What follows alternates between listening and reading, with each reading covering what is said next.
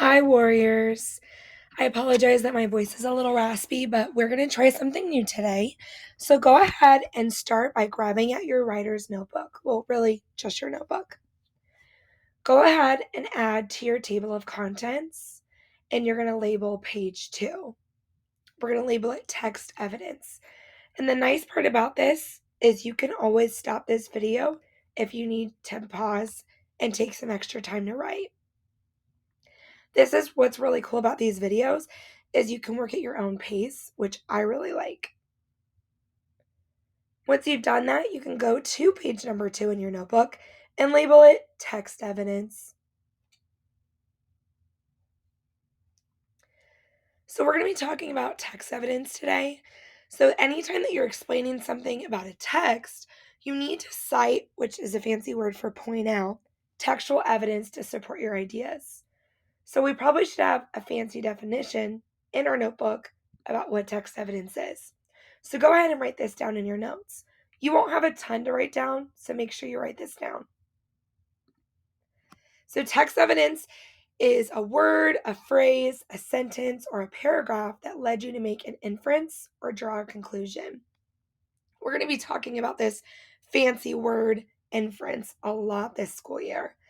When you cite textual evidence, someone else can look back at a particular part of a text that you read and understand how you came to that inference or how you drew that conclusion.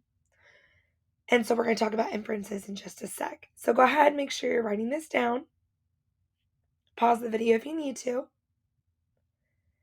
And now we're going to watch a video that has to do with text evidence. This video is from our textbook.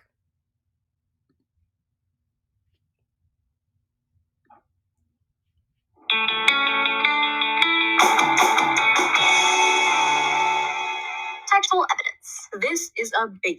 That's because most texts require readers to interpret the text evidence to understand the intent, meaning, or context. Every detail in a text can be a clue to its intent, meaning, or context. You don't have to write that down, but you can if you want. So by detail, you mean the words an author chooses? From word choice all the way up to major events. All of it can be used to find meaning.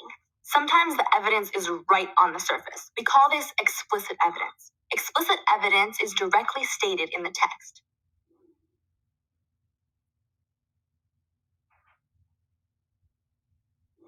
Other times you gotta infer the evidence from the details. Inferences can support an analysis as powerfully as explicitly stated evidence. So the difference between explicit and implicit. Explicit's when you can find an answer right there in the story. It tells you. Like if I were to say, what's the name that the main character gives the dog? You could find that right in the story. It tells you. Implicit is when you use text evidence to make guesses about things. That's also how we make our inferences.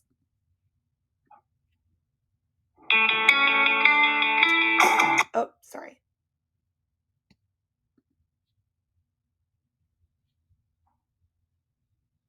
But not all evidence is created equal. That's true. You gotta analyze the details to make sure the inference is valid. Not all textual evidence has weight. Examine all the evidence. And I don't know why their mouths aren't necessarily always matching up, but oh well. Here are a few ways to help you do that. Look for a series of facts or events in a text that are related.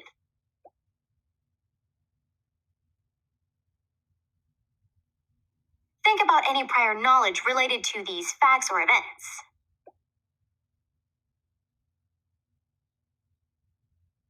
Once you've identified some solid evidence, you can make inferences by looking at several aspects of an informational text, or by examining characters, setting, and plot events in a literary work. Remember, without textual evidence, you can't sell your ideas. Textual evidence, don't leave home without it. Really?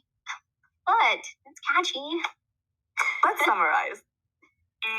All right, we're going to go ahead and skip that part. So, go ahead and write this one down. Inferences. You're going to hear me say this word all the time. Inferences are logical guesses, pretty much an educated guess, about what is not directly or explicitly stated by the author. And we'll learn about this, so don't feel stressed out if you don't get it right off the bat. When you're making inferences while you read or you analyze a text, you're using the text and your own background knowledge to make logical guesses about what is not directly stated by the author. When you're explaining these inferences to someone else, it's important that we use text evidence to show how and why we came to that conclusion or why we analyzed the text in the way that we did. So I can't just say, oh, I think that this is the bad guy. I have to be able to have evidence to back up why I think someone is a bad guy.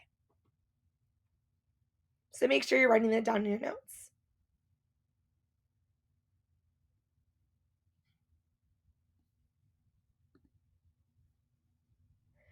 So this is kind of like a 3-step, or not really a steps, but these are just some tips. I would at least write 2 of these down. So when you're making an inference, you want to make sure you read closely and critically. I've told you that before. Make sure you're using your brain and really looking. That's also why we annotate. Think about why an author is giving certain details and information. It's just like a TV show. There's nothing random thrown in a TV show that's not important or that's not going to matter later. So it's in there for a reason. Use your own knowledge, experiences, and observations to help figure out things that the author doesn't come right out and tell you. And find the most relevant textual evidence that supports your inference.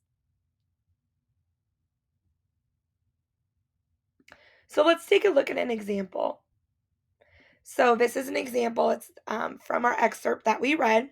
And a little bit of background that I didn't give you on purpose is, remember that this is actually a story about a relationship between a young girl. Her name is Karana, and then this is just a wild dog. So it's not a dog that anyone has as a pet. It's kind of on this deserted island. So these two are alone together on an island, and in the opening scene, Karina is searching for a dog, this dog in particular, because her brother got hurt by a dog. So we have this excerpt that you see on the page. You don't have to necessarily reread all of it, but I want you to pay attention to some things that I've highlighted.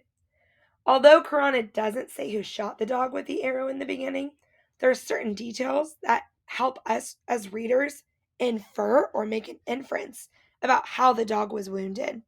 Instead of just saying a broken arrow, she says the broken arrow, which tells us that she already knew the dog had been wounded. She then almost immediately goes into fitted an arrow and pulled back the string aiming at his head. This text evidence is strongly supporting that this guess that maybe Karana knows how to use a bow and arrow. And from there, we as readers can also guess that she probably is the one who shot the dog, even though she doesn't come right out and tell us that. And then later, remember we talked about she starts, making some changes in her personality. She starts reconsidering if she should shoot the dog. So then we see this. Again, you don't have to write any of this down. But we have this little excerpt. And having come upon the wounded dog to kill it, she then finds that she can't actually do it. The dog doesn't move, and she says, well, this may be the reason she can't kill it. This is an instance when a reader might consider his or her own experiences combined with textual evidence to help make an inference about a character's actions. Think about it. Have you ever been in a position of great power and chosen not to use it? Perhaps it was kindness or forgiveness that motivated you.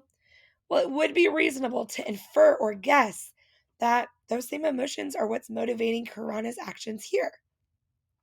Something we might track when we're annotating is characters' motivations.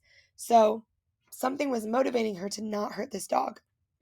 Remember, though, Karana says, if he did get up, I would have killed him. Although she can be kind and forgiving, she also knows how to survive. There was a wild dog pack that did kill her brother. And while she is being kind and merciful in this moment, she still does see this dog as an enemy. And again, using text evidence, I was able to make some inferences or some guesses and make kind of some assumptions. We have one more video. It looks like it's not going to work. But that's okay because I can pause. All right, so the video is having some technical difficulties, so I will post it as an attachment to this Google Classroom assignment, and you can just watch it separately. Pretty much, it's a really cool video that I like because you get to see some kids your age actually go and talk about inferences and making those choices and finding evidence and things like that. So definitely make sure you watch it. The last part I want to talk to you today is parenthetical documentation.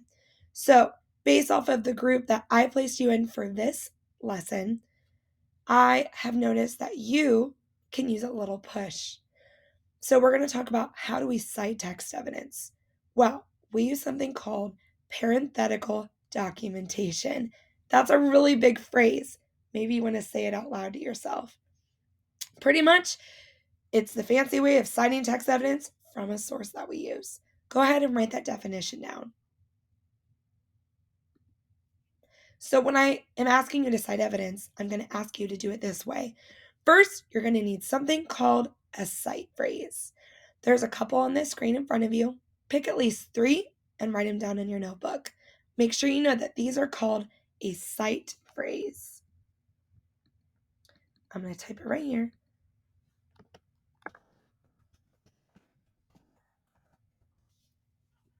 Cite phrase. And as I'm making this video, Milton is right behind me, and I think he's trying to make a debut, but I'm like, no.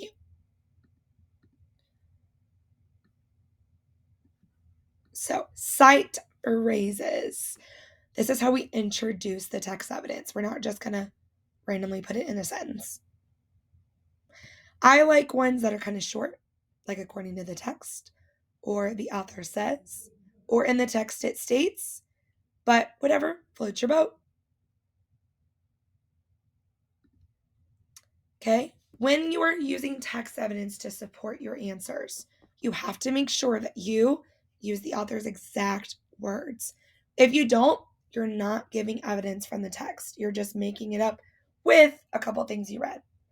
You have to use quotation marks, okay? That's what quotation marks are. They look like a little chicken scratch. Because if you don't, you're saying, oh, these are my own words, Miss Lewis. I wrote these myself. And that's cheating. Finally, you have to tell where you found it. If you don't, it's also considered cheating because you're not giving us credit. So, tell me in the story on page 7, in paragraph 6, the author says those are going to be ways to make sure that you're not getting in trouble for cheating. And a lot of times it's not because you tried to cheat, it's because you usually forgot something. So, let's put it all together. So, I have an inference that I want to find text evidence to support. The narrator is an experienced hunter. So I went to the story and I found a beautiful sentence. It's here in red. But I wanted to make sure I cited it using parenthetical documentation. Now, in class, you probably won't hear me say that out loud a lot because not everybody's using that method. But when you do yours, I want you to use it. So I have to pick a cite phrase. I'm going to do this one because then I can say exactly which paragraph I found it in. Go ahead and pick one and think about it. You don't have to write this part down unless you want to. It is a good example. So I go ahead and I write my cite phrase here in blue. You always have a comma before you start a quote. I put my sentence from the story and I put quotation marks around it. The punctuation always goes on the inside of the quotation marks. And guess what? That's it. That's all you have to do. Super easy. And guess what? You aced it. So now I want to see what you learned. Go and complete this attached activity. You're going to see it attached with this video, and it is going to be something that I look at. So make sure you do well and take your time. Use your notes. If you have questions, raise your hand. And as always, you're so awesome. I'm proud of you and everything that you do.